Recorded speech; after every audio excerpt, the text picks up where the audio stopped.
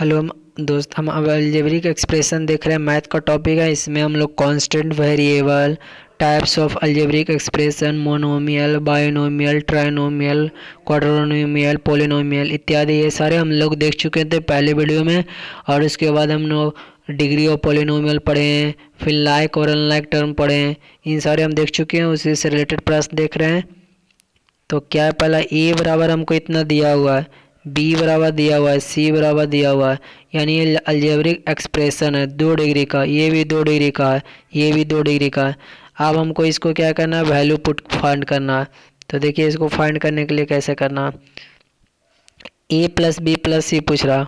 ए का वैल्यू कितना है, तो ए का वैल्यू दिया है जो लिख लीजिए, जो दिया है इसको लिखिए, प्लस बी दिया हुआ है 2x² plus 7x minus 7 minus सी हो जाएगा -10x प्लस 3। अब आपको इसको इस ब्रैकेट को तोड़ना है, ठीक है। तो तोड़िएगा तो कितना आ जाएगा, 3x² minus 5x minus 2, minus से टूटेगा नहीं, यहाँ पे प्लस है, सॉरी प्लस है तो प्लस लिखिएगा 2x² प्लस 7x माइनस 7, ये वाला माइनस से टूटेगा, यानी -7x²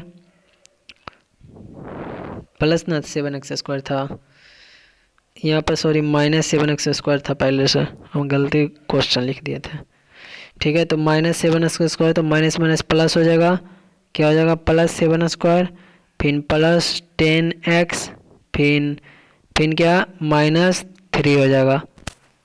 अब इसको हमको x वाले टर्म को एक साथ लाइए, तो x वाला टर्म कितना आ जाएगा, x² वाला टर्म में एक साथ लाइए, 3 यहाँ से आएगा, यहाँ से कितना आ जाएगा 2 आ जाएगा, यहाँ से कितना आ जाएगा, ये माइनस था पहले से, हमें गलती कर दी थी, ये 7 आ जाएगा।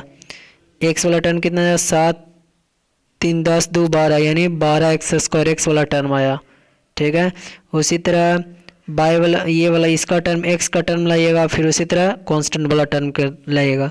तो इस तरह इसको सॉल्व कर लीजिएगा। तो अब देखिए, अब हम पढ़ने जा रहे हैं मल्टीप्लिकेशन ऑफ अलजेब्रिक एक्सप्रेशन। क्या पढ़ने जा रहे हैं, मल्टीप्लिकेशन ऑफ अलजेब्रिक एक्सप्रेशन। तो मल्टीप्लिकेशन ऑफ अलजेब्रिक एक्सप्रेशन के बारे में थोड़ा देख लेते हैं, क्या लिखा है। In multiplying algebraic expression we follow the rule of sign, मतलब साइन के रूल को हमको फॉलो करना है। In multiplication and the law of exponent in multiplication, ठीक है। उसके साइन को हम लोग फॉलो करना है। जैसे देखिए, rule of sign in multiplication, यानी product of 2 term with like sign is positive. जैसे कोई 2 टर्म है, जैसे हम माने ए और बी 2 टर्म है, तो इस 2 लाइक टर्म को जब हम लोग दोनों मल्टीप्लाई करेंगे तो पॉजिटिव आ जाएगा। लाइक टर्म है क्योंकि दोनों like term with the product of 2 term with like sign, sorry 2 term है, ए और बी 2 टर्म है जिसका साइन क्या लाइक है, यानी दोनों प्लस प्लस है। यदि दोनों लाइक साइन है, ए है और बी है, 2 टर्म है, ठीक है। दोनों लाइक साइन का, यानी माइनस ये भी है माइनस है, इसको दोनों को मल्टीप्लाई कीजिएगा तो प्लस आ जाएगा। जैसे यहाँ पर -x -y था तो प्लस आ गया।